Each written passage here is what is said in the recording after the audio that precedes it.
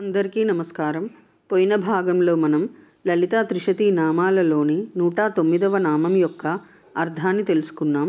ఈ భాగంలో 110వ నామం యొక్క అర్థాన్ని తెలుసుకుందాం.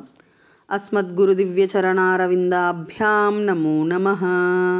అశేషజనమోహినీం అరుణమాల్య భూషాంబరాం జపాకుసుమ భాసురాం జపవిధౌ స్మరేదంబికాం. శివాయ గురవే నమః.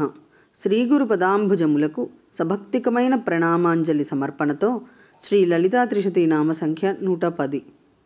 ఓం హంసవాహనాయై నమః. ఓం హంసవాహన, ఇది 5 అక్షరముల నామము. ఈ నామముతో మనము అమ్మవారికి సభక్తికముగా నమస్కరించుచున్నప్పుడు ఓం హంసవాహనాయై నమః అని పలుకవలెను. హంసవాహన, గమనముచే వాయువు అనగా గాలి హంసను వాహనముగా కలది అని అర్థము. గమనము చేయునది కాన హంస సూర్యుడు లేక ప్రాణమని అర్థము. వాహనము వలె ఆధారభూతమైన ప్రతీకయని భావము. అభివ్యక్తి స్థానమని తాత్పర్యము.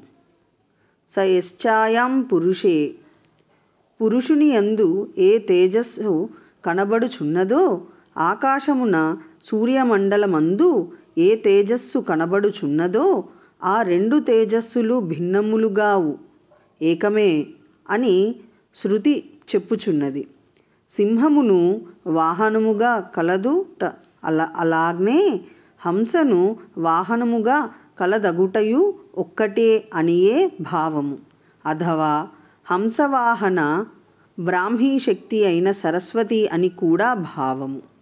ఆ శక్తికి మూలము పరమేశ్వరి, పరాభట్టారిక, శ్రీచక్రపుర నివాసిని అయిన శ్రీ మహాత్రిపుర సుందరీ దేవి కావున ఆమె హంసవాహన అని ప్రస్తూయమానమగుచున్నది.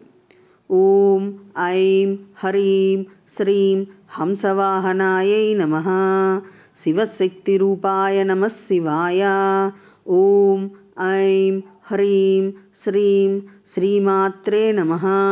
సర్వం శ్రీ సద్గురు దివ్య చరణారవిందార్పణమస్తు.